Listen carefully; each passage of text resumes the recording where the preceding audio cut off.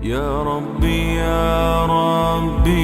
إني أسألك العفو عني ولم يخب فيك ظني يا مالك الملك يا وال. بسم اللہ الرحمن الرحیم. ابھی تک تو ہم نے یہ ڈسکس کیا تھا کہ مبدا اور معاد کے بارے میں، ابتدا اور انتہا کے بارے میں، فلسفی اور سائنس کے حوالے سے جو باتیں پیدا کی گئی ہیں ان کا ایک اوور ویو کیا تھا. اب یہ ہے کہ مذہب کا کیا کانسیپٹ ہے مبدا اور انسان کی ابتدا اور انتہا کے بارے میں. لیکن ورلڈ ویو تبھی بنتا ہے نا جب آپ بتائیں گے کہ ابتدا کیا ہے، انتہا کیا ہے. اس کے بغیر تو ورلڈ ویو نہیں بنتا. مطلب یہ اس کا ذکر، ویسے تو یہ سادہ بیان ہے، لیکن بہرحال اس سادگی کو جتنی سادگی سے ہم نے لیا ہے اسی کا نتیجہ ہے کہ آج ہمارے ہاں میٹرک لیول پہ آپ دیکھتے ہیں کہ جو بایولوجی کی ٹیچرز ہیں وہ بھی نظریہ ارتقا پڑھا رہے ہیں پورے ایمان اور یقین کے ساتھ، اور جو پڑھنے والے ہیں وہ چاہے ساتھ میں مدرسے میں حفظ کر رہے ہوں یا پورے ایمان کے ساتھ وہ پڑھ رہے ہیں. تو کہ ایسا ہی ہوا ہے کہ انسان بندر شریف کی اولاد ہے.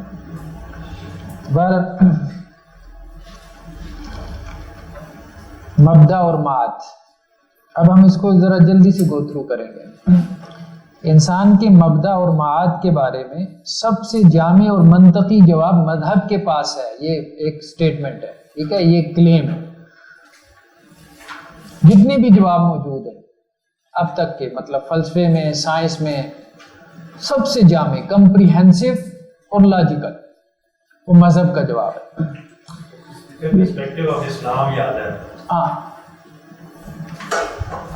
اس میں مذہب میں دیکھیں کہ ابھی چلیں اس کا حاشیہ پڑھ کے ہم اس چیز کو ڈسکس کرتے ہیں. مذہب سے مراد کون سے؟ ہم آتے ہیں اس کی طرف، سائنس کا تو ویسے ہی یہ موضوع نہیں ہے کہ وہ مبدا اور معاد کو ڈسکس کرے. اس کی وجہ یہ ہے کہ اس کا جو موضوع ہے، سبجیکٹ ہے سائنس کا، وہ تو میٹر ہے، نیچر ہے نا، جو آپ کے سامنے ہے. اس سے پہلے کیا ہے، آگے کیا ہے، وہ اس کا موضوع نہیں. اور فلسفہ، عمرانیات، نفسیات، بایولوجی اور اینتھروپولوجی یا علم الاثار کہتے ہیں، یہ آثار قدیمہ کا، آرکیالوجی اور نظریاتی فزکس، تھیوریٹیکل فزکس کے جمیع بیانیوں میں انسان کے مبدا اور معاد کے سوال کے بارے اتنا جواب موجود نہیں ہے جتنا آسمانی مذاہب میں سے کسی ایک مذہب کے بیان میں موجود ہے. اور یہ بھی ایک حقیقت ہے. سارے ڈسپلنز نے جو بھی مبدا اور معاد کے بارے میں گفتگو کر لی ہے، ابتدا اور انتہا کے بارے میں، بگ بینگ تھیوری بھی آپ لگا لیں، سارا کچھ لگا رہے ہیں. تو وہ ایک بگ کرنچ کی تھیوری ہے، یونیورس کی ایکسپینشن ہو رہی ہے، وہ آئنسٹائن نے بات کی تھی. پھر ایک جگہ پہ جا کے یہ رک جائے گی تو واپس آئے گی، تو پھر یہ آپس میں کرنچ ہو جائے گا، آپس میں پھر ایک نئی یونیورس تخلیق ہوگی. اس طرح سے بہرحال تو جتنے بھی ان بیانیوں کو ہم ملا لیں، اس کے باوجود کسی ایک مذہب کو بھی آپ پکڑ لیں، لیکن سیمیٹک ریلیجنز میں سے، سیمیٹک ریلیجن، ڈیوائن ریلیجن، یعنی ریلیجنز کی مطلب دو بڑی قسمیں ہیں. ایک وہ جو ڈیوائن ہے، جو یہ کلیم رکھتے ہیں کہ وہ آسمان کی طرف سے آئے ہیں، ٹھیک ہے، یہودیت ہے، عیسائیت ہے، اسلام ہے، آسمانی مذاہب جنہیں ہم کہتے ہیں. اور کچھ ایسے ہیں جو کہ مین میڈ ہیں، جو یہ دعویٰ ہی نہیں رکھتے کہ وہ آسمان کے، وہ تو فلسفی ہے نا، بیسیکلی مین میڈ ریلیجن تو فلسفی ہے، وہ ریلیجن ہے ہی نہیں، ٹھیک ہے، وہ ایک ریلیجس فلسفی ہے، اس کو ریلیجن نہیں کہنا چاہیے.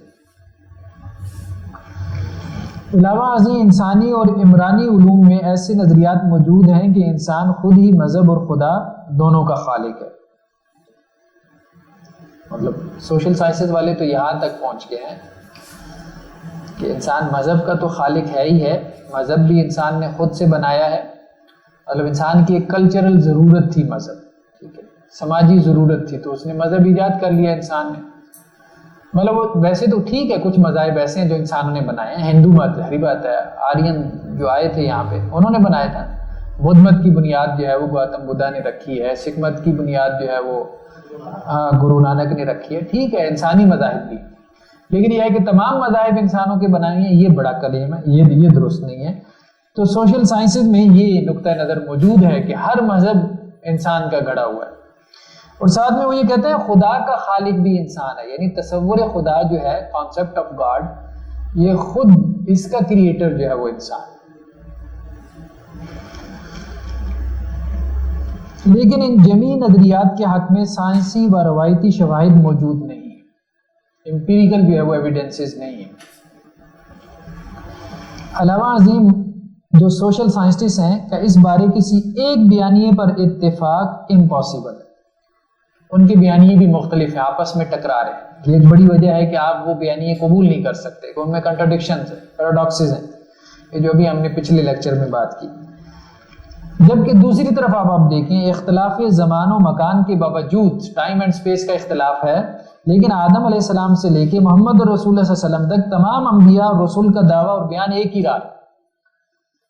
مطلب اگر آپ سقراط سے لے کے جو ہے وہ آپ رسل تک آ جائیں اور آپ کہیں کہ سب کا فلسفہ ایک رہا ہے تو یہ ممکن نہیں، ٹھیک ہے، لیکن نبیوں کی جو دعوت کا اگر آپ کہیں کہ وہ ایک ہی رہا، آدم سے لے کے نوح علیہ السلام، وَإِلَىٰ عَادٍ أَخَاهُمْ هُودًا، وَإِلَىٰ، اسی طرح سے ہر مطلب نبی کی جو مرکزی دعوت ہے۔ تو یہ ایک بات ہے کہ نبیوں کا جو بیانیہ ہے، جو روایتی بیانیہ ہے جسے ہم کہہ رہے ہیں، ٹریڈیشنل بیانیہ ہے، جو روایت اور خبر کی بنیاد پہ نقل ہوا ہے، وہ ایک ہی رہا۔ مطلب بائبل بھی یہی کہتی ہے کہ زمین آسمان 6 دنوں میں پیدا ہوئی، قرآن مجید بھی یہی بات کہہ رہا ہے، بائبل کا آغاز بھی اسی بات سے ہو رہا ہے کہ کچھ نہیں تھا، صرف خدا تھا، قرآن کا بھی انداز یہی ہے، ٹھیک۔ تو یہ مطلب بہت ساری چیزیں جو ہے وہ ہمارے ہاں مشترک ہیں، کم از کم تخلیق کے حوالے سے کوئی بڑا اختلاف نہیں ہے، چھوٹے موٹے اختلافات ہیں بائبل اور قرآن کے بیان میں۔ قرآن نے آ کے ان کی تصحیح کی ہے کہ جیسے بائبل یہ کہتی ہے کہ آدم کو جنت میں رکھا گیا تھا، لیکن یہ ہے کہ وہ جنت دنیا میں تھی، پھر قرآن کا انداز یہ ہے کہ نہیں، وہ دنیا کی جنت نہیں تھی۔ بہرحال اس قسم کے، لیکن وہ مائنر، بہت چھوٹے اختلافات ہیں۔ تو ازل سے خالق تھا اور اس کے ساتھ کچھ بھی نہ تھا، یہاں تک کہ اس نے سب سے پہلے پانی کو پیدا کیا اور اس کے بعد اس پہ اپنا عرش بنایا۔ پانی اور عرش کے بعد سب سے پہلے یہ نیچے قرآن کی آیت آ گئی نا، وَهُوَ الَّذِي خَلَقَ السَّمَاوَاتِ وَالْأَرْضَ فِي سِتَّةِ أَيَّامٍ وَكَانَ عَرْشُهُ عَلَى الْمَاءِ، عرش پانی کے اوپر ہے، آسمانوں کے اوپر بھی پانی ہے، 7 آسمانوں کے اوپر، ہم اس پانی کی حقیقت نہیں جانتے۔ پانی اور عرش کے بعد سب سے پہلے جسے خالق نے پیدا کیا وہ قلم ہے۔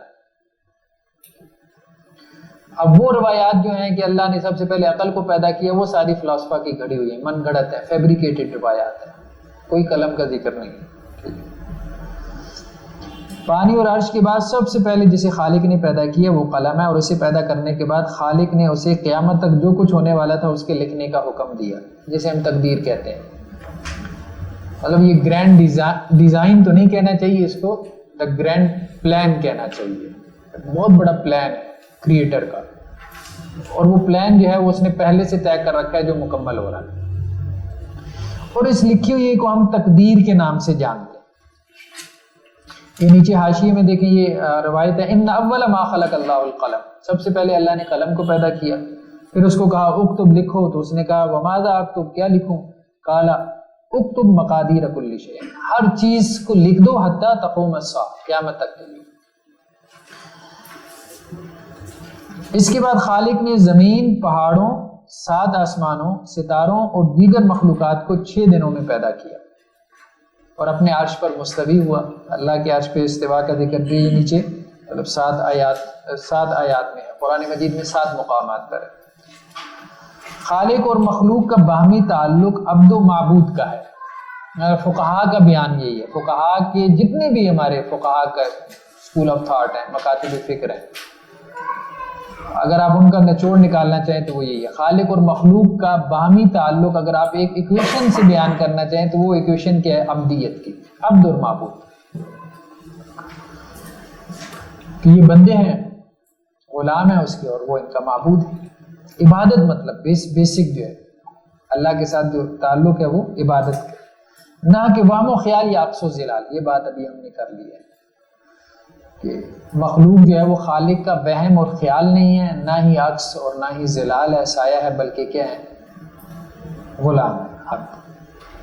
اس دنیا میں انسان کا وجود کسی اتفاق یا حادثے کا نتیجہ نہیں ہے جیسے ایتھیسٹ کہتے ہیں، بلکہ خالق وحدہ لا شریک کی ایک بامقصد تخلیق کا ظہور ہے۔ صرف تخلیق نہیں ہے، بامقصد ہے۔ تخلیق تو ہندو بھی مانتے ہیں کہ بھگوان نے پیدا کیا، ٹھیک ہے، یا برہما نے پیدا کیا، لیکن وہ بامقصد نہیں مانتے، پرپس فل نہیں ہے۔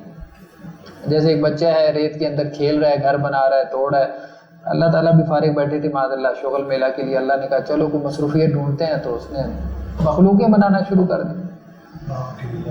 جی رام کی لیلا ہاں، بے مقصد تخلیق نہیں ہے، با مقصد ہے۔ اور انسان کی پیدائش کا اب مقصد کیا ہے؟ اور انسان کی پیدائش کا اصل مقصد یہ ہے کہ وہ اپنی عبادت اور بہترین عمل کے ذریعے اپنے خالق کا شکر ادا کرے۔ عبادت اور بہترین عمل، صرف عمل نہیں، بہترین عمل۔ یہ جو 3 نمبر حاشیہ ہے نا، کہ یہ آگے جو آیت ہے، الذی خلق الموت والحیات لیبلوکم ایکم احسن عملا، موت اور زندگی اللہ نے اس لیے پیدا کی تاکہ اللہ یہ دیکھے کہ تم میں سے بہترین عمل کس کا۔ تو کائنات کے خالق نے مادہ نور سے فرشتوں کو نور سے پیدا کیا، آگ سے جنات کو، اور مٹی سے انسان کی تخلیق کی۔ اس نے فرشتوں اور جنات کی تخلیق کے بعد، یعنی پہلے فرشتوں کی تخلیق ہوئی، پھر جنات کی ہوئی، پھر اس کے بعد ایک تیسری مخلوق انسان کو پیدا کرنے اور اسے زمین میں خلیفہ اور مسجود ملائک بنانے کا اعلان کیا۔ مطلب یہ ساری سٹیٹمنٹ قرآن مجید کی ہے۔ اور زمین کی مٹھی بھر مٹی کے گارے کا جوہر لے کر، ٹھیک ہے، مطلب یہ حدیث میں آتا ہے کہ اللہ نے زمین سے مٹھی بھر مٹی لی اور اس سے لے کر اپنے دونوں ہاتھوں سے پہلے انسان آدم کا پتلا بنایا۔ اللہ کے دونوں ہاتھوں کا ذکر قرآن مجید میں آتا ہے، لیکن ہمیں نہیں پتا اس سے کیا مراد ہے، اللہ بہتر جانتا ہے۔ لیکن یہ اگر آپ دیکھیں کہ یہ دونوں ہاتھوں کے اوپر جو نیچے حواشی لگے ہیں 5 نمبر، تو اللہ تعالیٰ نے ابلیس کو کہا تھا، قال یا ابلیس ما منعک ان تسجد لما خلقت بیدی،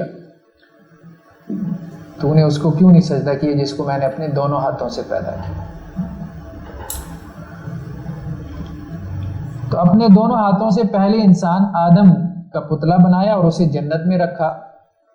اس کی نوک پلک سنوارنے کے بعد اس میں اپنی روح پھونکی، اسے خلیفہ ہونے کے مقام پر سرفراز کرنے کا اعلان فرمایا اور مسجود ملائکہ ٹھہرایا، یعنی اشرف المخلوق بنا دیا۔ ایک تو یہ کہ جو اس کی تعویل دی جاتی ہے 2 ہاتھوں کی، 2 ہاتھوں کا ترجمہ سب نے ہی 2 ہاتھ کیا ہے۔ ترجمہ جو اردو ترجمے کی اگر آپ بات کریں نا، تو سب نے ہی 2 ہاتھ کیا ہے۔ باقی یہ ہے کہ اس کی تشریح میں جو ہے وہ یہ بات ٹھیک ہے، کچھ لوگ اس سے جو ہے وہ کہ ایک ہاتھ قدرت کا ہے اور دوسرا مشیت کا ہے، اس طرح سے تعویل کر لیے، لیکن بہرحال تعویل نہ کرنا زیادہ بہتر معلوم ہوتا ہے۔ اپنی روح ہے ان کی، سے کیا اپنی طرف سے روح، مطلب روح جو ہے وہ اللہ کی مخلوق ہے، مطلب یہ نہیں، اللہ کی صفت نہیں ہے، روح کو اللہ کی صفت بنانا یہ درست نہیں ہے۔ اس میں سر پھر وہ وہی والی بات آ جاتی ہے نا، جس جو ہم اس میں ریکارڈ ہے، وہ ٹھیک نہیں ہے، وہ مطلب اس کو کہتے ہیں اضافت تشریفی، ٹیکنیکلی اس کو کہتے ہیں اضافت تشریفی۔ اضافت تشریفی کا مطلب یہ ہے کہ اللہ عز و جل کسی چیز کی نسبت اپنی طرف کرتے ہیں اس کو شرف بخشنے کے لیے۔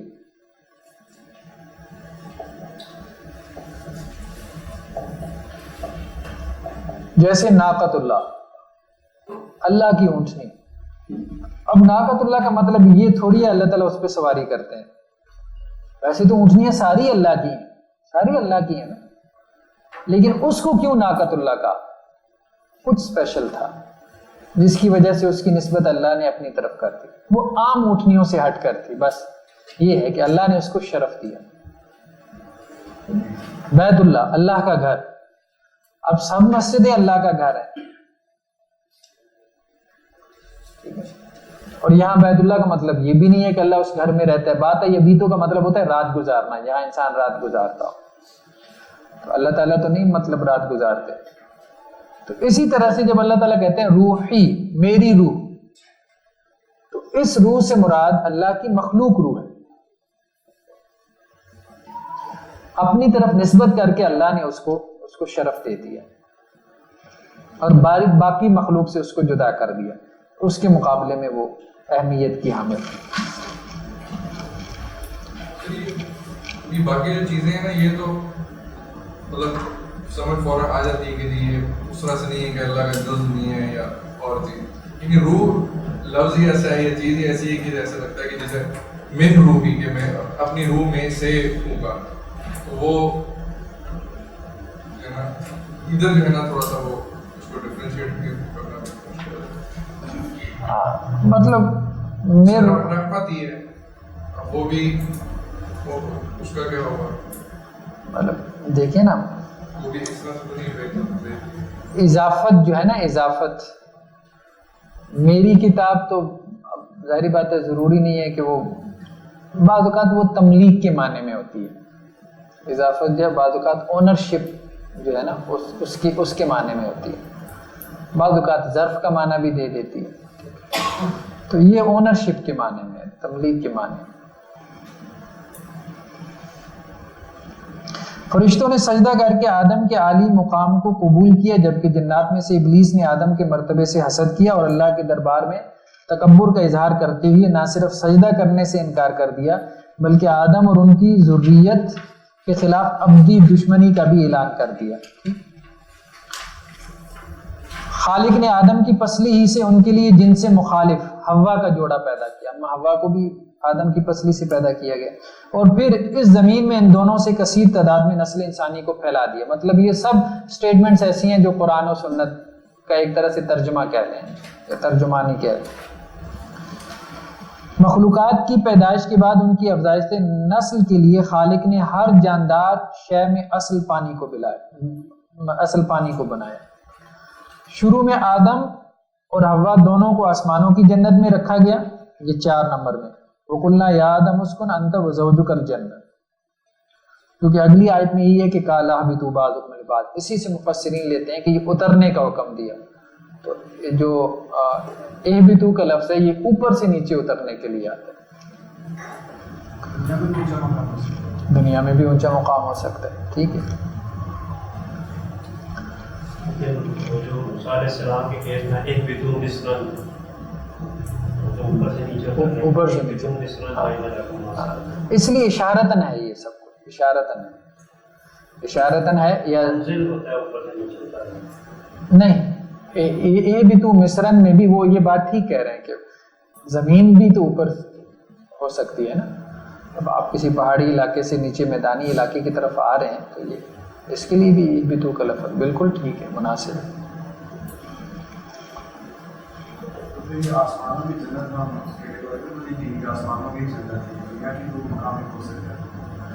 دنیا کا مقام ہو سکتا ہے، یہ بات ٹھیک ہے، لیکن یہ ہے کہ اوورآل جو ایک احادیث کا آپ کہہ لیں کہ ایک جیسے ایک پکچر بنتی ہے نا، مطلب آپ یہ تو نہیں کہہ سکتے کہ کوئی واضح اور صریح دلیل، اس طرح سے تو نہیں ہے بات، لیکن یہ ہے کہ مختلف چیزوں کو آپ ملا کے سامنے رکھتے ہیں تو اس سے ایک پکچر جو بنتی ہے تو اس سے محسوس ہوتا ہے کہ یہ آسمانوں کی جنت کی بات ہو رہی ہے۔ اس کی وجہ یہ ہے کہ آگے کچھ احادیث آ رہی ہیں کہ جن میں یہ ذکر ہے کہ اللہ تعالیٰ نے آدم علیہ السلام کو ارض ہند میں نازل کیا، تو ان سے اندازہ ہوتا ہے۔ یہ اگر زمین کی جنت ہو، اگر یہ زمین کی جنت ہو تو پھر دونوں کا یہاں سے نکالا جانا اتنا بڑی بات نہیں رہتی، کیونکہ الٹیمیٹلی پھر بھی دونوں زمین پہ ہی، جب بھی اس جنت سے نکالا جانا تو فرق کرتا ہے۔ یہ بات بھی ہے، یہ بھی اچھا پوائنٹ ہے۔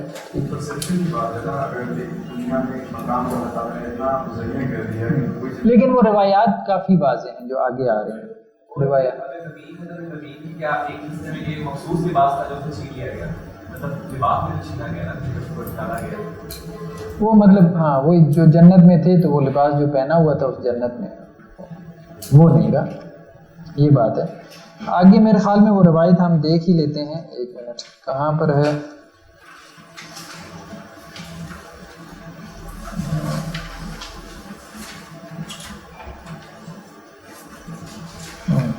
یہ صفحہ نمبر 56 پہ، پیج نمبر 56۔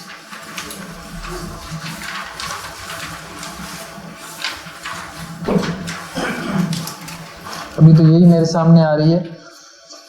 عن ابن عباس رضی اللہ عنہما قال ان اول ما اهبط الله آدم الى ارض الهند، لیکن یہاں پہ بھی وہی اہباط کے لفظ ہیں، اللہ نے سب سے پہلے جو آدم علیہ السلام کو اتارا تو وہ ارض ہند میں اتارا، ہند کی سرزمین میں. اس پہ ہم آگے ڈسکس کرتے ہیں.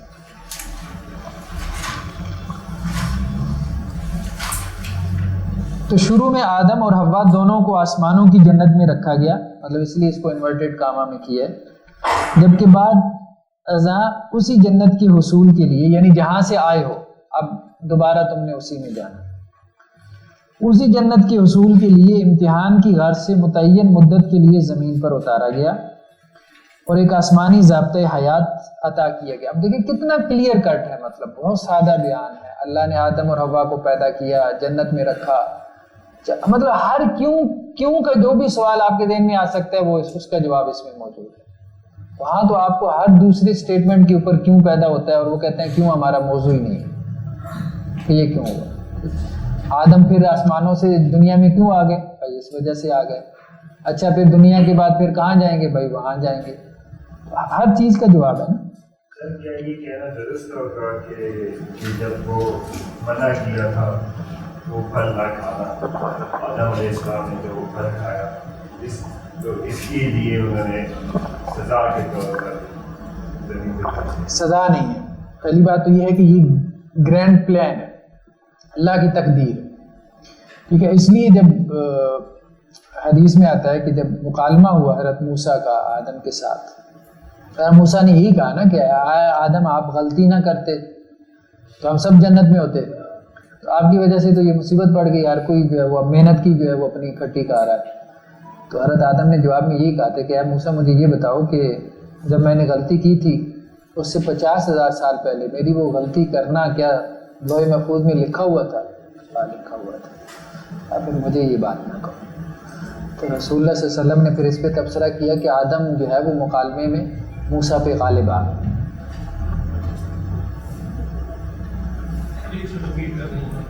جی مطلب حضرت حدیث میں آتا ہے کہ آدم اور موسیٰ کی آپس میں ملاقات ہوئی, تو اس ملاقات میں حضرت موسیٰ نے آدم سے کہا, شکوہ کیا کہ آپ نے درخت کا پھل کھا لیا اور آپ کی اس ایک غلطی کی سزا سب بھگت رہے ہیں ہم, مطلب آپ کی پوری آنے والی نسل بھگت رہی ہے. آپ وہ پھل نہ کھاتے تو نہ جنت سے ہم نکلتے, مطلب آپ کی اولاد بھی جنت میں ہی رہتی نا. تو اب دنیا میں آ گئے تو اب ایک امتحان میں پڑ گئے, اب وہ امتحان میں جو پاس ہوگا وہ جنت میں جائے گا.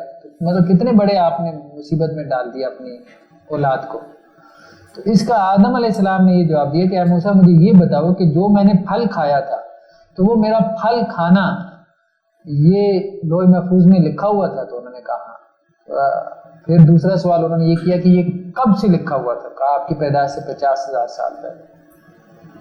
کہا پھر مجھے پہ یہ الزام نہ لگاؤ, مجھے یہ تانا نہ دو. اس پہ رسول اللہ صلی اللہ علیہ وسلم نے تبصرہ کیا کہ آدم جو ہے وہ موسیٰ پہ غالب آ گئے. ان کی دلیل ایسی تھی کہ جس کا جواب نہیں بن سکتا. مطلب آدم علیہ السلام کا یہ تھا, مطلب کہنے کا مقصد کہ یہ اللہ کے پلان کی وجہ سے ہوا ہے. اس میں اللہ کا پلان زیادہ غالب ہے, اس میں میری غلطی کی نسبت نہ ڈھونڈو. ٹھیک ہے وہ غلطی کا پہلو ہے, خطا کا پہلو ہے, لیکن اس میں وہ نہ تلاش کرو, کیونکہ اللہ نے اپنا پلان مکمل کرنا تھا نا دنیا میں بھیجنے کا. وہ گرینڈ پلان تھا, وہ جو اللہ نے 50,000 سال پہلے تیار کر رکھا تھا, اس کے لیے اللہ نے مجھے جو ہے وہ ذریعہ بنایا. لیکن یہاں کی ٹاپک دوسری طرف چلا جائے گا. یہ مسئلہ تقدیر کیا ہوا ہے کہ ہم بحث نہیں کر رہے تھے, لیکن آیا اگر یہی لاجک اگر کوئی چوری کرتا ہے وہ یہ کہتے ہیں کہ اللہ کے پلان کے مطابق تھا, مجھے فیصلہ چوری بھی تو ایک بہت اچھا لطیفہ. کوئی بھی چوری کے علاوہ کوئی بھی ایک صاحب جو ہے وہ اپنے گھر سے نکلے, سیبوں کے باغ میں گھس گئے ہیں, تو وہ سیب توڑ کے کھانے لگ گئے. وہ مالی نے دیکھا, گارڈ نے دیکھا, چوکیدار نے اس نے پکڑا اور مالک کے پاس لے گیا. مالک نے اس کو خوب لعن طعن کی, مطلب شرم دلائی اس کو. تو وہ کہنے لگا مالک کو, وہ جو چور تھا, حضرت آپ کا تقدیر پہ ایمان نہیں ہے؟ نے کہا خیریت. نے کہا بتاؤ تو صحیح. نے کہا ہاں ایمان ہے. تو اچھا ایمان ہے تقدیر پہ, تو مجھے یہ بتاؤ لوح محفوظ میں لکھا تھا میں نے صبح صبح گھر سے نکلنا ہے؟ اس نے کہا لکھا تھا. اچھا یہ بھی لکھا تھا میں نے تمہارے باغ میں داخل ہو؟ اس نے کہا لکھا تھا. انہوں نے کہا اچھا یہ بھی لکھا تھا کہ یہ فلاں فلاں درخت کی جو ہے وہ پھل میں نے توڑ کے کھانے ہیں؟ اس نے کہا لکھا ہوا تھا. تو اس نے کہا بتاؤ پھر میری کیا غلطی ہے؟ انہوں نے کہا بھائی غلطی ہے تیری. غلطی یہ ہے کہ تو نے تقدیر کی کتاب اپنے مطلب تک پڑھی ہے, وہ اگلا صفحہ نہیں پڑھا. اس نے کہا اگلے صفحے میں کیا لکھا ہوا تھا؟ اس نے کہا وہ اب میں بتاؤں گا نا کیا لکھا ہوا تھا. وہ ہم نے پڑھا ہوا ہے, وہ اگلا صفحہ ہم نے پڑھا ہوا ہے, وہ اب ہم تمہیں بتائیں گے کہ وہ کیا لکھا ہوا تھا. تو بات یہی ہے. تو ایکسکیوز کے لیے تو یہ نہیں کرنا چاہیے, ٹھیک ہے, اس کا جواب تو یہی ہے. تو ویسے اگر اس کو مختصر تھوڑا سا کر لیں, بات لمبی نہ ہو جائے, تو تقدیر کہیں پہ اللہ تعالیٰ کا علم ہے اور کہیں پہ اللہ کی مشیت ہے. تو بہت ساری جگہوں پہ یہ اللہ تعالیٰ کا علم ہے, لیکن اللہ کا علم اتنا کمپلیٹ ہے کہ اس میں غلطی کا امکان نہیں. فار ایگزامپل ایک مثال دے رہا ہوں. اگر آپ میرے اسٹوڈنٹ ہیں یا یونیورسٹی میں میرے ساتھ بچے ایک سیمسٹر گزارتے ہیں, تو مجھے سیمسٹر کے آخر میں اندازہ ہو جاتا ہے کہ یہ بچہ فیل ہو جائے گا. اب میں کلاس میں کہتا ہوں اس نے فیل ہونا ہے, یہ ایک گریڈ میں پاس ہوگا, یہ میرا نالج ہے. اب وہ بچے ایک گریڈ میں پاس ہو جاتے ہیں, یہ جو اب وہ بچہ کہے کہ جی سر آپ کے کہنے کی وجہ سے میں فیل ہوں. اللہ کا علم بہت کمپلیٹ ہے ہمارے علم سے, ٹھیک ہے. کوئی ڈاکٹر کسی پیشنٹ کو, مریض کو دیکھ کے کئی بار 6 دنوں میں بس فارغ ہے, اب بندہ 6 دنوں میں مر جائے تو وہ کہے کہ نہیں, اس کا نالج. تو اللہ کے علم میں غلطی نہیں. ہمارا علم غلط ہو سکتا ہے وہ 6 نہیں 7 دن, اس کو ہو سکتا ہے جس بچے کو میں نے پریڈکٹ کیا وہ فیل ہو جائے گا, وہ نہ فیل ہو, تو ڈی گریڈ لے کے پاس ہو جائے. لیکن اللہ کے اللہ نے پہلے سے جان لیا کہ کیا ہونے والا. دیکھیں 2 اپروچز ہیں, ذرا ایک جملہ غور سے سنیے گا. ایک یہ ہے کہ لکھا ہوا ہے اور اللہ نے کہا اس کے مطابق ہوتا رہے گا, ٹھیک ہے. ہم زیادہ تر اس طرح سے سوچتے ہیں کہ ہم مجبور ہیں.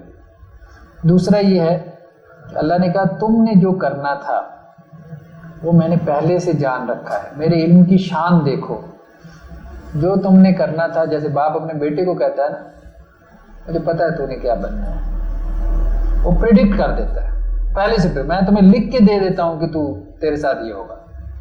اگر وہ لکھ کے دے دے تو وہ اپنی آزاد مرضی سے ہے.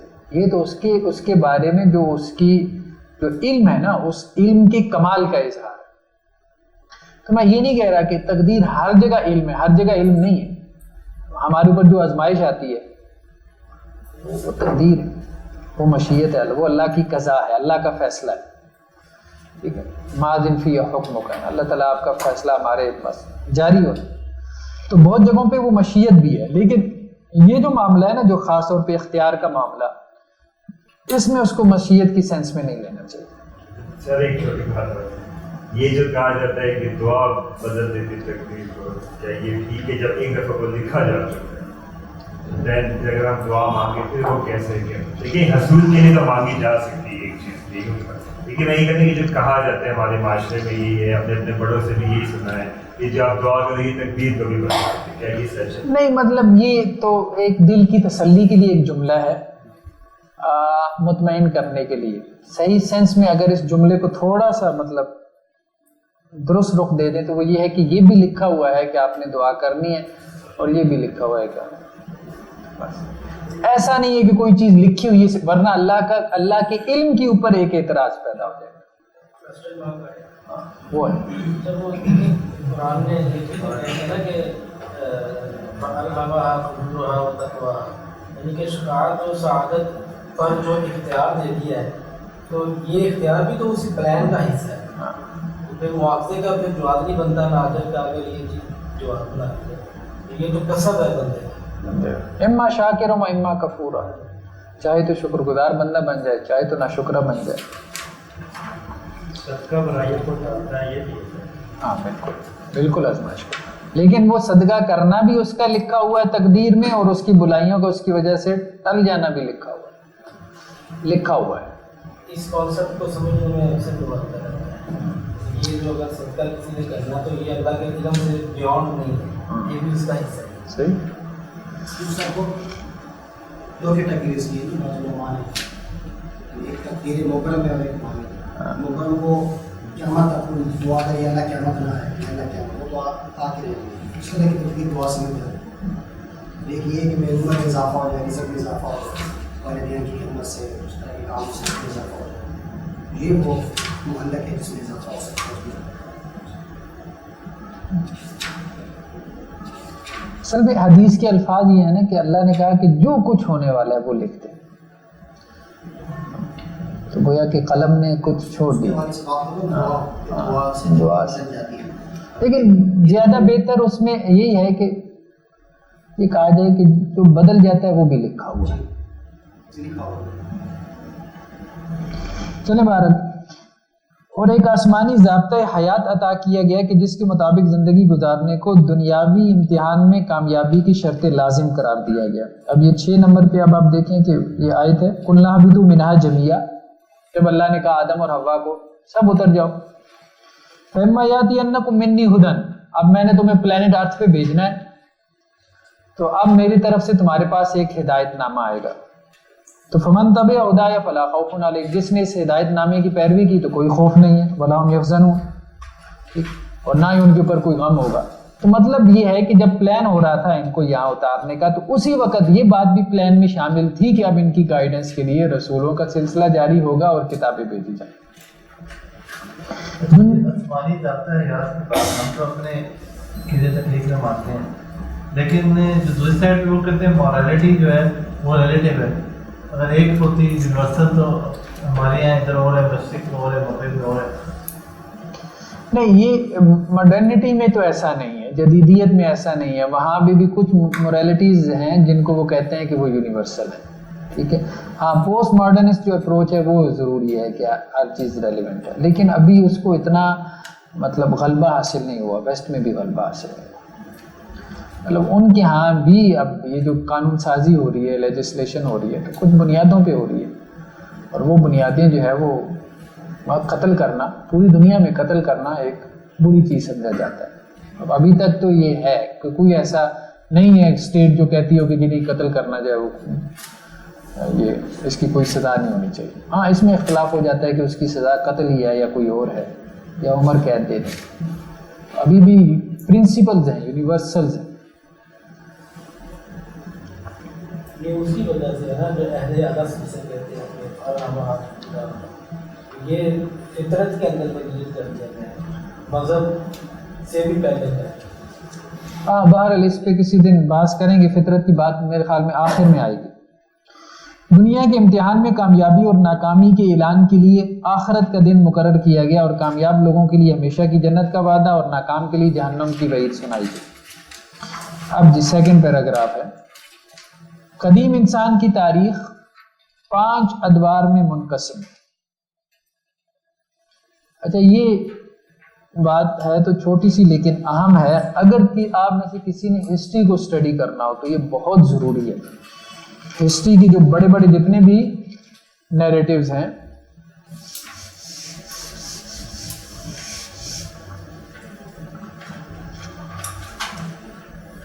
کہ ہسٹری کے جو آپ مختلف ادوار بنائیں گے، جو ایجز بنائیں گے، قرآن کا جو پرسپیکٹو ہے اس میں کیا ہے، جو 5 ادوار بنائے گئے وہ پیغمبروں کے اعتبار سے،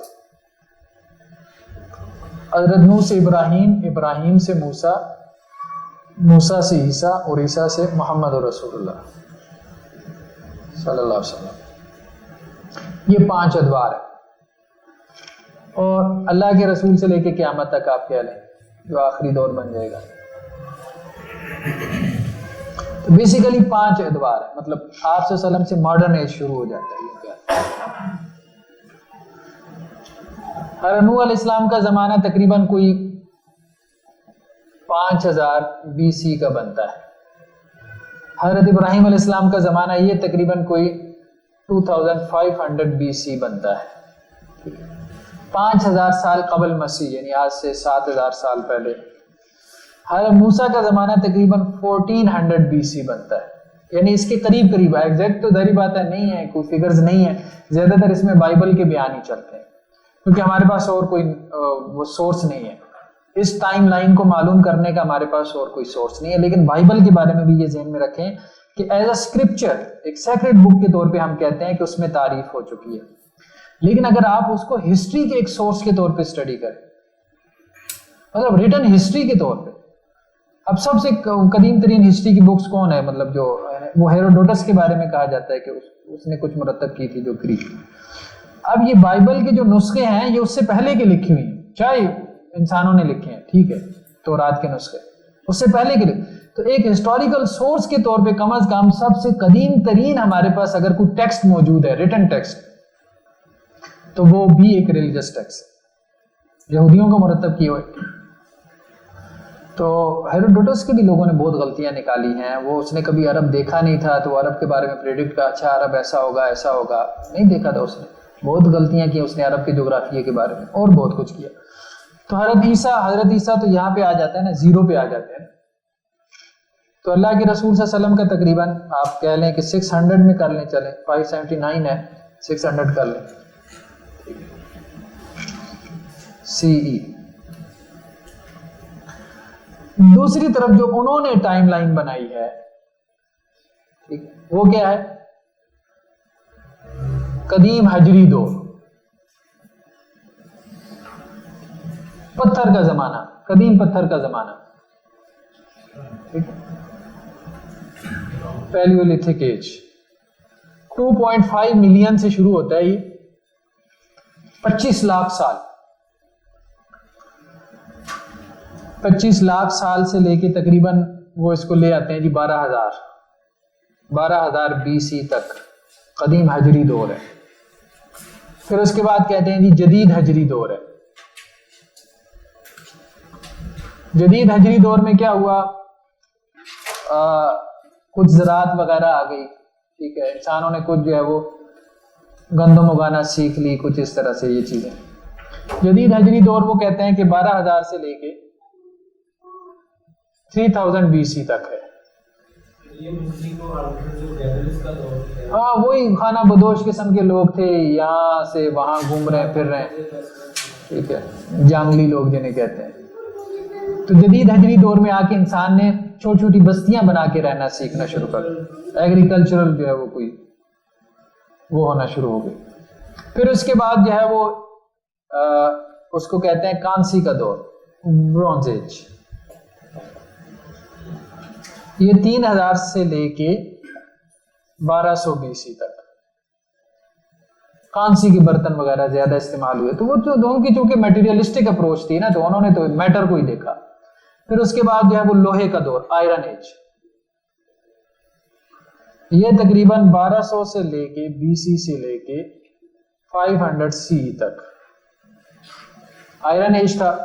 پھر اس کے بعد وہ کہتے ہیں جی 5واں دور جو ہے وہ ہے قرون وسطیٰ کا, مڈل ایجز. مڈل ایجز کیا ہے, 500 سے لے کے 1500 تک. 1500 کے بعد جو ہے وہ ماڈرن ایج ہے, دور جدید جسے کہتے ہیں.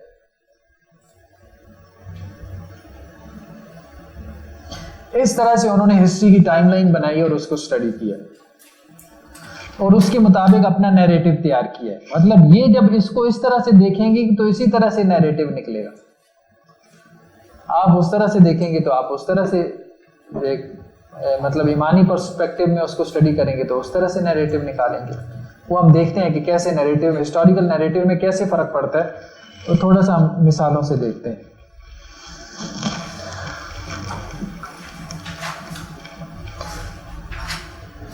تو پہلا دور جو ہے وہ آدم سے نوح تک کا ہے, دوسرا نوح سے ابراہیم, تیسرا ابراہیم سے موسیٰ, چوتھا موسیٰ سے عیسیٰ, اور پانچواں عیسیٰ سے محمد رسول اللہ صلی اللہ علیہ وسلم تک ہے. آدم کو جنت سے ارض ہند میں اتارا گیا, ٹھیک ہے, اور انہیں صنعت اور زبان دونوں سکھا کر دنیا میں بھیجا گیا. تو پیج نمبر 58 پہ دیکھیں, پیج نمبر 58 پہ یہ جو حواشی ہیں, وَعَلَّمَ آدَمَ الْأَسْمَاءَ كُلَّهَا. یہ اسماء کیا تھے؟ اسماء بیسیکلی لینگویج تھی. تو وہ یہ جو کہتے ہیں نا کہ شروع میں انسان بول ہی نہیں سکتا تھا, اب یہی ہے نا مطلب انہوں نے کہ انسان زبانیں کیسے وجود میں آئیں. وہ جب اپنے اس میٹیریلسٹک جو اس اپروچ کے ساتھ اس کو دیکھیں گے تو وہ تو یہی کہتے ہیں کہ انسان کو بولنا ہی نہیں آتا تھا, جانوروں کی طرح کرتا رہتا تھا. آہستہ آہستہ اس نے بولنا سیکھ لیا. چمپینزی کو کہاں بولنا آتا ہے, پھر آہستہ آہستہ اس نے کچھ 2-4 لفظ سیکھے, پھر یہ اور یہ ہوا, وہ ہوا, فلاں ہوا, جو بھی ہے بات. تو زبان جو ہے وہ اس کا ارتقا نہیں ہوا, بلکہ کیا ہے اللہ نے پہلے دن سے اس زبان سکھا کے بھیجی ہے. وَعَلَّمَ آدَمَ الْأَسْمَاءَ كُلَّهَا. آدم کو اللہ نے تمام چیزوں کے نام سکھائے. عبداللہ ابن عباس کہتے ہیں کہ یہ کیا چیزیں تھیں؟ یہ وہ چیزیں تھیں کہ آدم کو دنیا میں بھیج کر، مطلب جن چیزوں کی ان کو ضرورت پڑنی تھی، ایون کہ سوئی تک، اس کا نام سکھایا گیا. یہ جو آگے روایت آ رہی ہے نا ان ابن عباس، اسی حاشیے میں حضرت ابن عباس سے روایت ہے کہ علم آدم الاسماء کلھا وہی هذه الاسماء التي يتعارف بها الناس انسان و دابہ. کہ انسان کو انسان کہنا ہے، اس کو دابہ کہنا ہے، اس کو عرض کہنا ہے، اس کو سہل کہنا ہے، اس کو بحر کہنا ہے، یہ جبل ہے، یہ حمار ہے. اس طرح سے ہر چیز کے نام سکھائے، ویکیبلری دی. تو پہلی زبان جو ہے وہ اللہ کی طرف سے، صرف زبان نہیں سکھائی گئی، دوسری چیز کیا ہے؟ صنعت. صنعت بھی جو ہے وہ اللہ تعالیٰ نے سکھا کے بھیجا دنیا کے اندر. جی یہ ہمارے علم میں نہیں، یہ ہم نہیں کہہ سکتے کیا عربی تھی. صنعت سکھا کے بھیجا، اس کا ریفرنس ہے.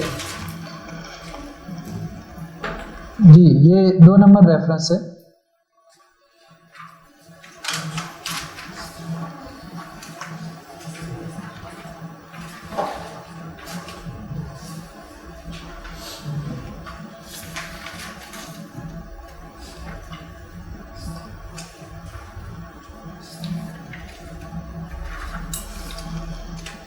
یہ روایت یہاں پر تھی، ایک منٹ.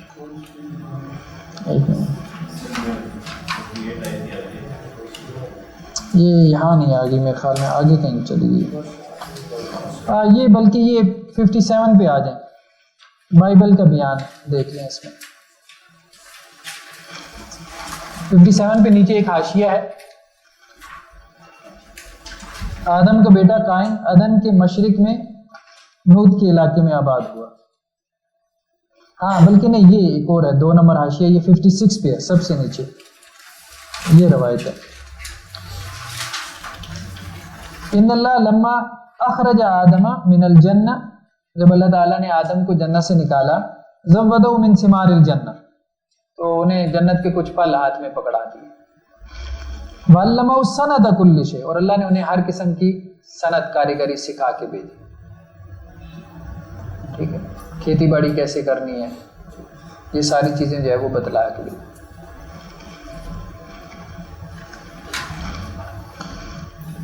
لیکن یہ ہے کہ آدم کی اولاد نے پھر اس صنعت کے اندر اضافہ بھی کیا. وہ یہ بائبل کے بیان میں اب آپ دیکھیں کہ آدم کا بیٹا قائن عدن کے مشرق میں آباد ہوا.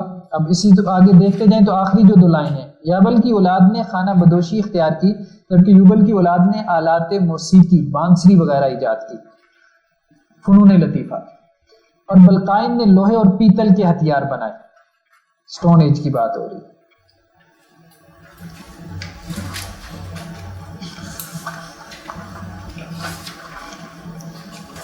تو ہم 58 پہ تھے، اوپر اصل عبارت کی طرف آتے ہیں. میدان عرفات میں عہد الست ہوا، اور آدم کی اولاد مشرق میں شام میں میسوپوٹیمیا میں آباد ہوئی. یہ جملہ بہت اہم ہے. اس کی وجہ یہ ہے کہ اس وقت یہ اس نیریٹو کو بری طرح سے بگاڑنے میں لگے. مطلب عجیب تماشا دیکھیں آپ ان لوگوں کا، اتنے بائس لوگ ہیں. آپ اگر یہ 1950 سے پیچھے آپ دیکھ لیں، ہسٹورین، پوری دنیا کے ہسٹورین، مطلب بڑے بڑے جتنے بھی آپ سب کو آپ دیکھ لیں، سب اس بات پہ لگے ہیں کہ جو کریڈل آف سیولائزیشن ہے، کریڈل آف سیولائزیشن یعنی سوال یہ پیدا ہوا کہ آپ پیچھے چلیں.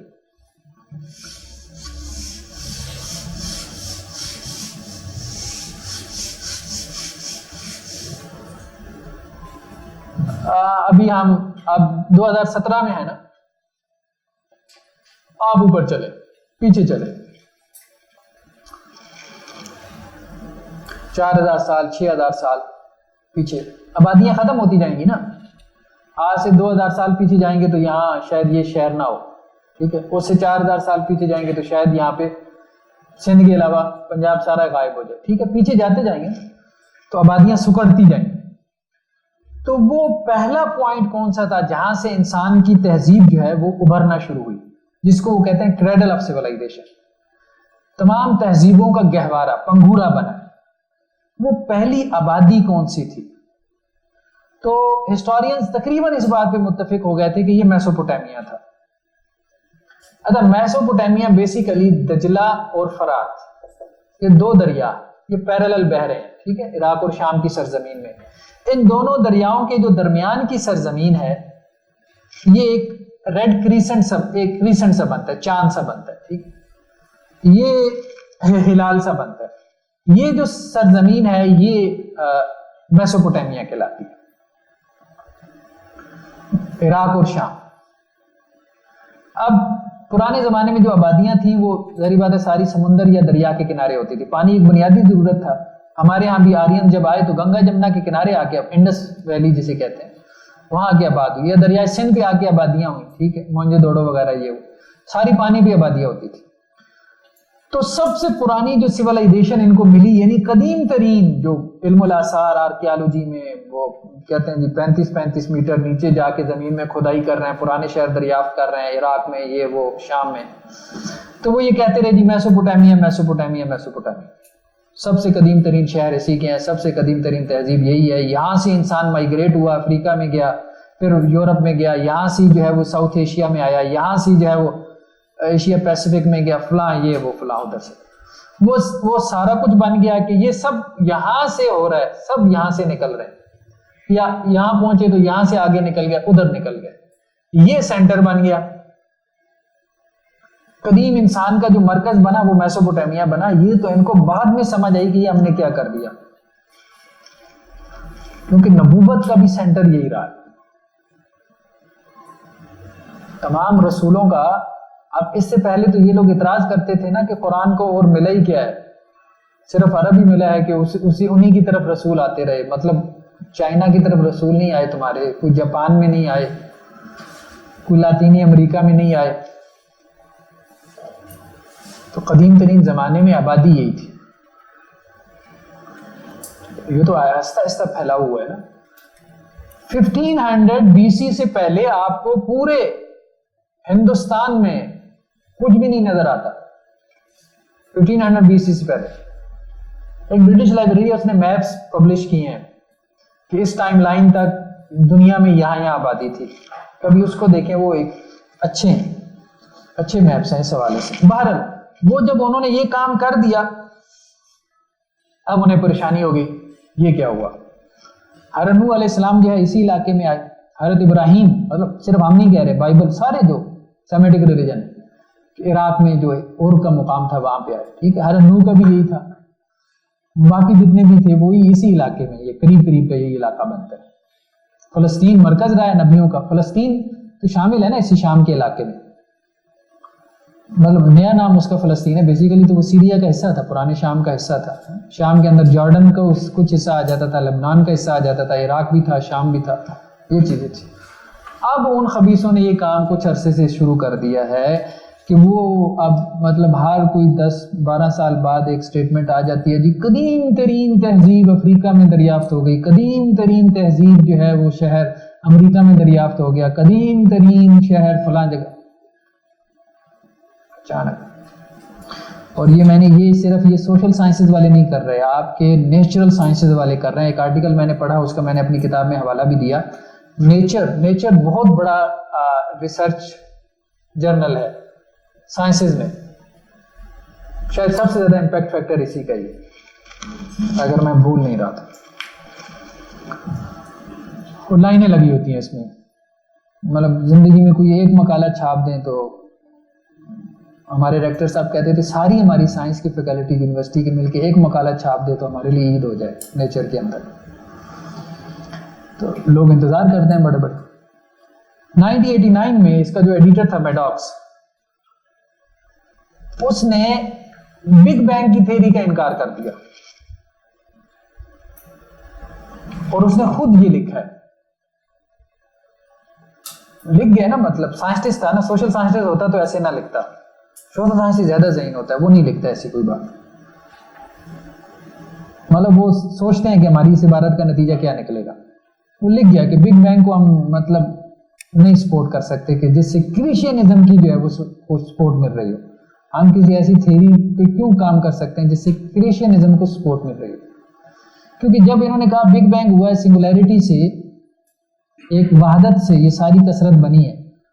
تو جتنے وہاں پہ وہ اسکالر تھے, عیسائی اسکالرس تھے, سب نے کہا یار یہ تو مطلب کمال ہو گیا, یہ ساری باتیں تو ہم بائبل سے نکال لیں گے. اب آپ دیکھیں نا ہمارے ہاں کیا ہو رہا ہے, کوئی نقطہ نظر نہیں آ رہا سائنس میں نیا, جو ہمارے مسلمان اس کو ابھی وہ تھیری ہوتی ہے وہاں پہ, لیکن قرآن سے پروف کر چکے ہوتے ہیں. کہ دیکھیں 1400 سال پہلے قرآن نے مطلب یہ کام کر دکھا ہے.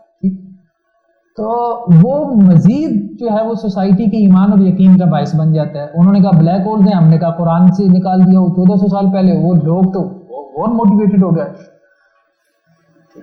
انہوں نے کہا بگ بینگ ہے, ہم نے کہا قرآن میں دکھ رہا ہے, وہ لوگ اور موٹیویٹڈ ہو گئے. قرآن 1400 سال پہلے وہ اب ہوا کیا, وہ تو ان کو الٹا وقتہ پڑ گیا کہ قرآن کا جو ظاہر تھا یا بائبل کا جو ظاہر تھا اس سے اس تھیری کی, مطلب وہ تو پیرالل کوئی نظام دینا چاہ رہے تھے نا, ورلڈ ویو دینا چاہ رہے تھے ریلیجن کے پیرالل, اس کے ہٹ سے. تو جو انہوں نے ورلڈ ویو دینا چاہا, جس پہ انہوں نے محنت کی, انہوں نے کہا سب سے زیادہ ہمارے ورلڈ ویو کا فائدہ تو یہ کرسچنسٹ, یہ مولوی فائدہ اٹھا رہے ہیں ہمارے ورلڈ ویو کا. میڈاکس نے باقاعدہ طور پہ کہا, اس نے کہا اس کو بند کرو, اس مطلب جو تم نے یہ ڈرامہ لگا رکھا ہے, مطلب بگ بینگ کی تھیری, جو بگ بینگ کی تھیری ہو, خامخواہ ان سارے مولویوں کو تم نے وہ کر دیا ہے.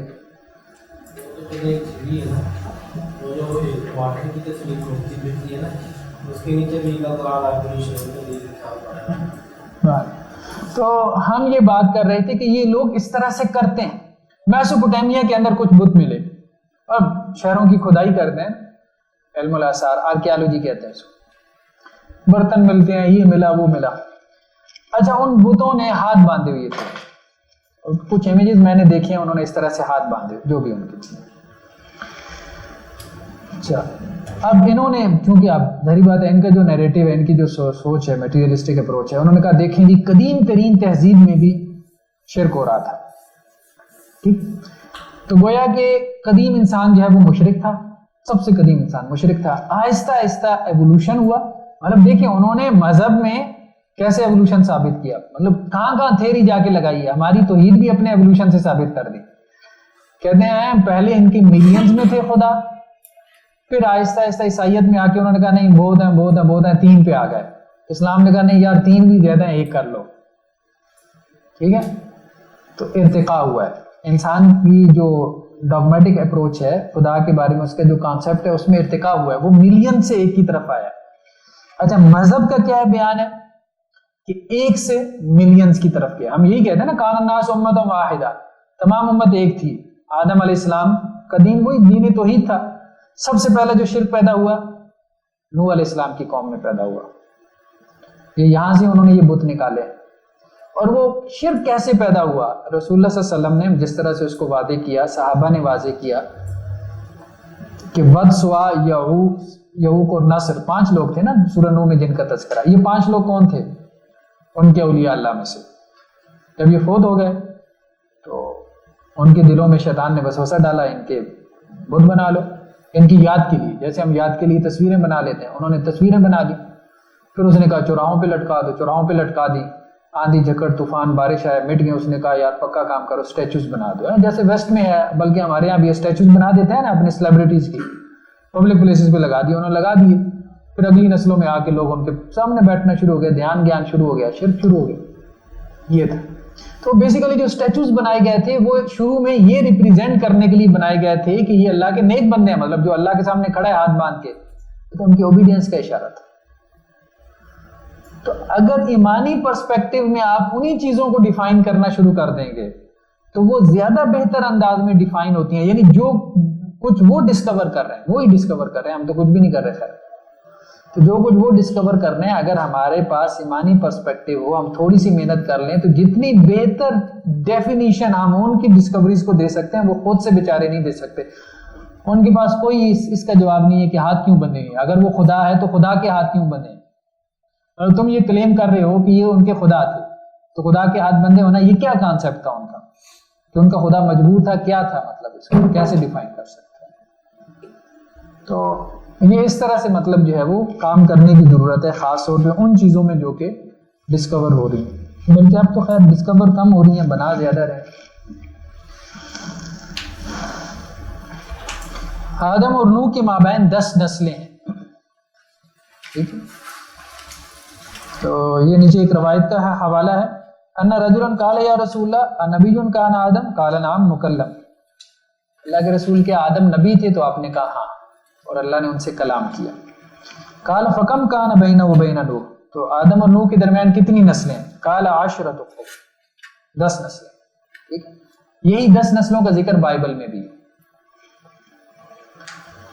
جو توحید پر ایمان رکھنے والی تھی۔ ان 10 نسلوں میں شرک پیدا نہیں ہوا۔ آدم کی اولاد میں پہلی مرتبہ شرک کا ظہور نوح کے زمانے میں ہوا، جبکہ وہ شام کے علاقے میں آباد تھے۔ تو یہ سب سے پہلے قوم نوح میں شرک پیدا ہوا۔ قوم نوح کے شرک، سرکشی اور بغاوت کے نتیجے میں طوفان نوح کے ذریعے نسل انسانی ہلاک ہوئی اور اہل کشتی میں سے صرف نوح ہی کی نسل آگے جاری ہوئی۔ یہ نیچے جو ہے وہ حواشی میں دیکھیں، یہ نیچے اس کا ذکر ہے۔ اب آپ دیکھیں کہ بات یہ ہے کہ ہم صرف یہ نہیں کہہ رہے کہ طوفان نوح آیا تھا یا کوئی کشتی تھی، آپ کے ایکسٹرنل مطلب دلیل تو وہی ہوتی ہے نا جو ود ان ڈسپلن نہ آئے، مطلب مذہب کو ثابت کرنے کے لیے ہم مذہب سے دلیل دے دیں تو یہ کوئی بڑی بات نہیں ہے، ٹھیک ہے؟ سائنس کو ثابت کرنے کے لیے سائنس سے دوسرے ڈسپلن سے دلیل آئے، تو ایکسٹرنل ایویڈنس یہ بہت بڑی ایویڈنس ہوتی ہے۔ تو یہ نیچے آپ پیراگراف میں دیکھیں، اس طوفان اور کشتی کا ذکر ہمیں سومیرین تہذیب کی، یہ قدیم ترین جو ہمارے پاس ریکارڈ ہے، قدیم ترین سیولائزیشن جس کا ریکارڈ ہمارے پاس ہے وہ سومیرینز ہے۔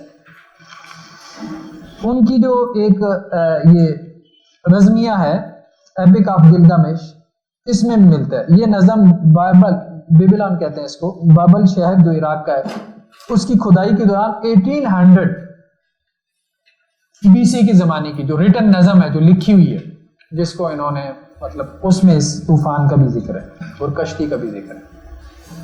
اب یہ ایمانی تہذیب نہیں تھی، سومیرینز بالکل ایک مشرکانہ تہذیب تھی۔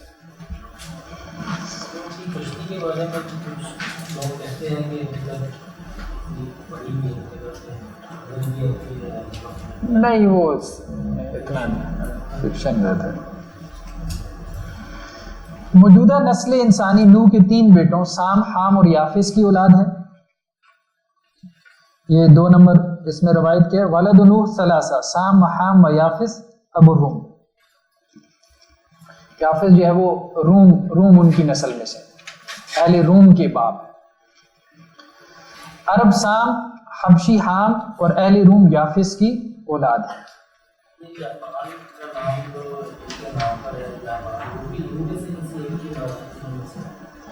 وہ ہم آگے آتے ہیں دیکھتے ہیں، ہاں زبانوں کا جب ذکر آئے گا نا۔ نوح اور ابراہیم کے مابین بھی 10 نسلیں، ٹھیک۔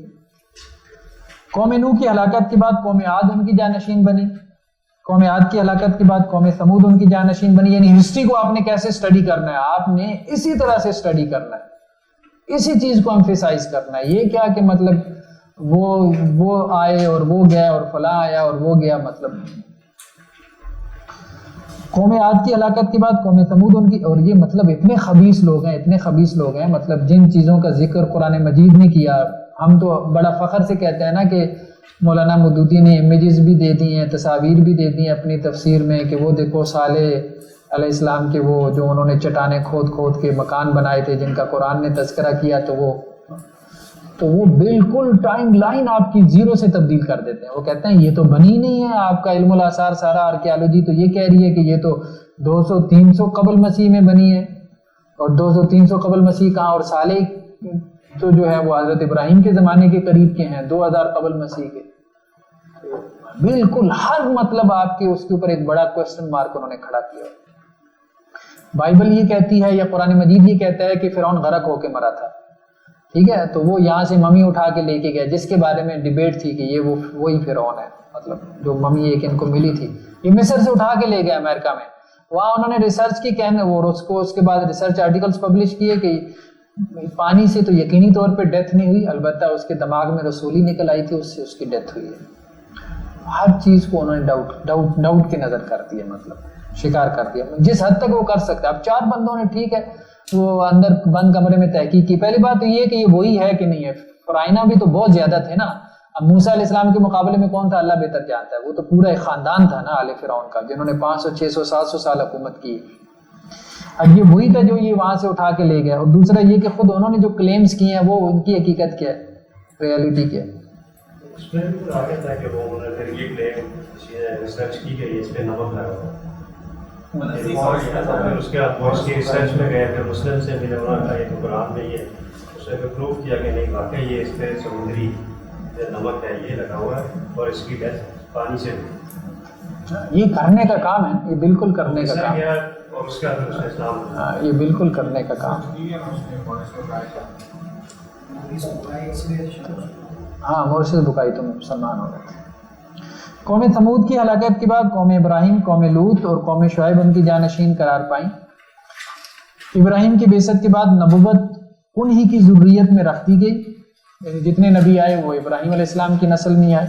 ابراہیم سے موسیٰ اور موسیٰ سے عیسیٰ تک نبوت اور کتاب بنو اسحاق کے پاس رہی، یعنی حضرت اسحاق بھی ابراہیم کے بیٹے تھے. اور محمد رسول اللہ صلی اللہ علیہ وسلم سے بنو اسماعیل کو منتقل ہو گئے. اور محمد رسول اللہ صلی اللہ علیہ وسلم کی بعثت سے جدید انسان کی تاریخ کی ابتدا ہوئی. ماڈرن ایج یہ اللہ کے رسول صلی اللہ علیہ وسلم سے یہ اس دنیا کی ابتدا اور انتہا ہے. پس سائنسی، انسانی اور عمرانی علوم میں، ہیومینٹیز اور سوشل سائنسز میں ہر وہ نقطہ نظر، ہر وہ ورلڈ ویو کہ جس کی بنیاد اصول ثلاثہ، تین بیسک پرنسپل ہیں. وہ کیا ہیں؟ توحید، رسالت، پروفٹ اور آخرت. ٹھیک ہے، یہ بنیادی ایمانیات ہیں نا، فنڈامنٹل بلیفز ہیں. اگر کوئی ورلڈ ویو ان تین پلرز کے اوپر کھڑا نہ ہو، کوئی بھی ورلڈ ویو، تو وہ ظلمت ہے. اور ہر وہ علم کہ جس کا معلوم، یعنی جس علم کا نتیجہ کیا ہو، اصول ثلاثہ کا انکار ہو، ان میں سے کسی ایک کا، خدا کا، رسالت کا یا آخرت کا انکار ہو، تو وہ جہالت ہے. مطلب یہ سٹیٹمنٹ دے دینی چاہیے. یہ ہے اسلامک نیریٹو، ٹریڈیشنل جو ہے وہ نیریٹو. اس کو اگر ہم دیکھ لیں کہ اللہ تعالیٰ نے اس کے بارے میں کیا کہا ہے نیچے ریفرنسز میں،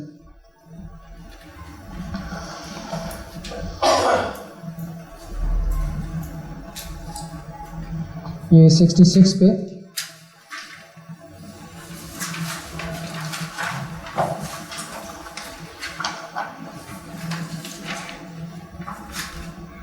نہیں بلکہ 67 پہ آ جائیں. یہ ہے آیت نمبر وقالوا ما هي الا حیاتنا الدنیا نموت ونحیا وما یہلکنا الا الدار. ایک ان کا ورلڈ ویو تھا نا، دنیا کی زندگی ہے، ہم کھاتے ہیں، پیتے ہیں، مر جاتے ہیں. وما لهم بذلک من علم، تو اللہ نے کیا کہا، ان کے اس موقف کی بنیاد علم نہیں ہے. انہم الا یظنون، یہ گمان ہے، گمان کے تیر. تو اس ورلڈ ویو کو علم نہیں کہا جا سکتا، یا اس علم کو علم نہیں کہنا چاہیے کہ جو یہ کلیم کرتا ہو کہ خدا کا انکار کر دیا، رسالت کا انکار کر دیا، آخرت کا انکار کر دیا. وہ علم نہیں ہے، وہ گمان ہے. یہ ممکن نہیں ہے کہ علم جو ہے وہ کبھی آپ کو ان تین میں سے کسی ایک چیز کے انکار کی طرف لے کے جائے. روایت اور فہم دوسری، یہ تو ہے مبدا اور معاد کی بات ہو گئی کہ یہ پوری ایک سٹوری، کہانی کیا ہے کہ انسان یہاں کیوں آ گیا، کیسے آ گیا، کس طرح سے آ گیا. اب دوسری چیز یہ ہے کہ ہم نے یہ بات تو سمجھ لی ہے، اللہ کے رسول صلی اللہ علیہ وسلم تک ہم پہنچ گئے. ٹھیک ہے، آدم سے شروع ہوئے اللہ کے رسول صلی اللہ علیہ وسلم تک، کہ اللہ نے انسانوں کی بھلائی کے لیے دین دیا، ہر دور میں نبیوں اور رسولوں کو دیا، اللہ کے رسول صلی اللہ علیہ وسلم کو بھی دیا گیا. تو اب اس دین کی بات ہو رہی ہے. اب ہم غامدی صاحب کا بھی تذکرہ کریں گے. تو خالق کی طرف سے دنیاوی زندگی گزارنے کے لیے نازل کیے گئے ابدی اور آسمانی ضابطۂ حیات کو دین اسلام کا نام دیا گیا. اللہ نے کہا تھا نا دنیا میں بھیجوں گا تو ایک ضابطۂ حیات دے، کوڈ آف لائف دے کے بھیجوں گا، جس کے مطابق زندگی گزارنی ہے. جو گزارے گا تو وہ کامیاب ہوگا. اس کوڈ آف لائف کو دین اسلام کہا گیا. آدم سے لے کے محمد اور رسول اللہ صلی اللہ علیہ وسلم تک سب کا دین ایک تھا، شریعت مختلف تھی. اس کے علاوہ کسی بھی ضابطۂ حیات کو قبول کرنے یا اس کے مطابق زندگی گزارنے کا انکار کر دیا گیا. یہ بہت اہم ہے. 3 نمبر حاشیہ جو ہے، وَمَن يَبْتَغِ غَيْرَ الْإِسْلَامِ دِينًا فَلَن يُقْبَلَ مِنْهُ. اسلام کے علاوہ کوئی اور دین لے کے آؤ گے نہیں قبول. نہ عیسائیت نہ یہودیت. ساری زندگی سجدے میں گزار دو، ٹھیک ہے، ساری زندگی جو صدقہ خیرات میں گزار دو، اللہ کچھ بھی قبول نہیں کرے گا. مطلب یہ بہت کلیئر سٹیٹمنٹ ہے وہ. مطلب ہمارے ہاں بھی لوگ کہتے ہیں نا یار کیا ہے آپ وہ بھی تو نیکی کر رہے ہیں نا, وہ بھی تو دیکھیں اخلاق ان کے ہم سے بھی اچھے ہیں, اسلام کے علاوہ نہیں. یہی بات رسول اللہ صلی اللہ علیہ وسلم نے اس طرح سے بیان کر دی, جو یہودی اور عیسائی ہو کے مرے جبکہ میری نبوت کی خبر اس تک پہنچ چکی ہو, اور پھر بھی یہودی اور عیسائی ہو کے مرے, پھر اس کے لیے کوئی عذر نہیں, اللہ کو اس کی کوئی پرواہ نہیں. اس تک نہیں پہنچی, جس تک نہیں پہنچی اس کے بارے میں ڈیبیٹ ہے, اس کو اللہ تعالیٰ معاف کر دے. جس تک دعوت نہیں پہنچی وہ ایک علیحدہ بات ہے, لیکن جس تک دعوت پہنچ گئی رسول اللہ صلی اللہ علیہ وسلم کے نبوت کی, رسالت کی. لیکن یہ بات تو درست ہوئی کہ انسان جواب دے بس اس حد تک علم کا ہے جو اس تک پہنچے. ہاں یہ بات بالکل درست ہے, بالکل. اس سے آگے کا وہ جو علم ہی نہیں پہنچا, جس کا مجھ سے مطالبہ ہی نہیں کیا گیا, وہ اس کا میں مکلف. اور وہ جو فطری جبلی میں جو اہل رست ہے وہ اس کی فطرت میں شامل ہے.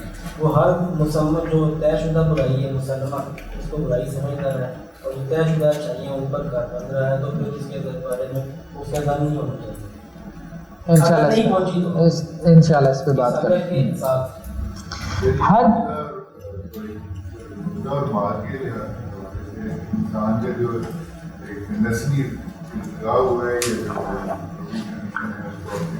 وہ کس طرح پرانا ہوگی, اس پہ کوئی 10,000 ایئرز ہم نے کیا کہ 10,000 ایئرز کا عرصہ ہے, اس میں ایک حضرت آدم ہے اور ان سے کالے بھی گورے بھی سامنے بھی تو ہر طرح کے لوگ تکلیف ہوئے ہیں. تو یہ اس میں بائبل جو ہے نا وہ اس نے بہت تفصیل سے بیان کیا ہے. اتھینٹک تو نہیں ہے لیکن کسی حد تک آپ کہہ سکتے ہیں کہ بائبل ساری غلط بھی نہیں ہے ساری ٹھیک بھی نہیں ہے. بائبل کے بارے میں ایک جملے میں ہم بات کریں, ساری غلط بھی نہیں ہے ساری ٹھیک بھی نہیں ہے, اور قرآن کا بھی انداز یہی ہے سابقہ کتب کے بارے میں. تو اس لیے آپ صلی اللہ علیہ وسلم نے بھی یہی کہا حدثوا عن بنی اسرائیل, بنی اسرائیل سے بیان کر لو, ولا حرج, کوئی حرج نہیں ہے, میں تمہیں روکتا نہیں, لیکن تصدیق یا تکذیب نہ کرو. تصدیق اس لیے نہ کرو ہو سکتا ہے کہ وہ غلط بات ہو جس کی تم تصدیق کر بیٹھو, تکذیب اس لیے نہ کرو کہ ہو سکتا ہے وہ ٹھیک بات ہو جس کو تم جھٹلا دو. تو اوور آل آپ ایک پکچر لے سکتے ہیں بائبل سے, اور وہ لینا چاہیں تو یہاں کچھ کوٹیشنز میں نے دی ہیں. یہ جیسے اب آپ دیکھیں کہ 63 پہ آ جائیں.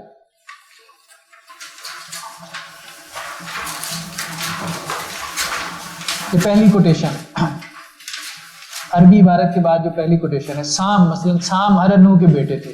سام کی اولاد میں ایلام, اسور, ارفقسد, لود اور ارام ہیں. ارام کی اولاد میں وہ فلاں فلاں ہے, اور ارفقسد کی اولاد میں پھر اس سے سلا, سلا سے عبر, عبر سے فلج, اس سے یکتان پیدا ہو, یکتان سے جو ہے وہ موداد, سلف. تو اسی طرح سے اب آپ دیکھیں وہ بہت پھنسی ہیں اس معاملے میں, اور بہت لمبا چلے جاتے ہیں. آگے حام کی اولاد میں کوش, مصر, فوت اور کنعان ہے. کوش کی اولاد میں سبا, حویلا, سبتا, راما, سبتیکا, نمرود ہیں. جبکہ مصر سے لودی, نامی, الہامی, نفتوخی, فتروسی, کسلوخی, کفتوری پیدا ہوئی ہے. کنعان سے سیدا, حد, یبوسی, اموری, جرجاسی. یہ اس طرح سے انہوں نے شجرہ نسب بہت بیان کیے ہیں بائبل میں. یہ تو ہے نا, اس سے پیچھے بھی آپ چلے جائیں, پیچھے بھی کوٹیشن ہیں کچھ, آدم سے نوح تک کے شجروں کے. ایک کا سوال جو میں سمجھ رہا ہوں یہ کہہ رہے ہیں کہ جینیٹیکلی کچھ کالے ہیں, کچھ گورے ہیں, کچھ جسمی رنگ کے ہیں. ارتقاء سے جب ہوئی ہے سب میں فرق آتا چلا گیا, ایسی کچھ چیز. یہ 10,000 ایئرز اگر ہم زیوم کریں تو بہت تیزی سے ہونے والا ارتقاء, بہت تیزی سے ارتقاء. ایک انسان سے مطلب ایک بالکل کالے ہیں, ایک طرف بالکل گورے ہیں, ایک طرف درمیانے ہیں. نہیں, اصل میں دیکھیں یہ کالے گورے کا اختلاف تو جو ہے نا یہ تو حضرت نوح سے پیدا ہوا نا, سام, حام اور یافس سے پیدا ہوا. ٹھیک ہے, وہ اس سے پہلی تو 10 نسلیں آدم سے لے کے نوح تک, تو وہاں تو اور اختلافات ہیں. وہاں تو جو یہاں پہ ذکر ہے زبانوں کے اختلاف کا ذکر ہے. یہ پیچھے جو ہے وہ 61 پہ آخری لاسٹ پیراگراف ہے, بلکہ یہ بھی حضرت نوح علیہ السلام کے زمانے میں شروع ہوا.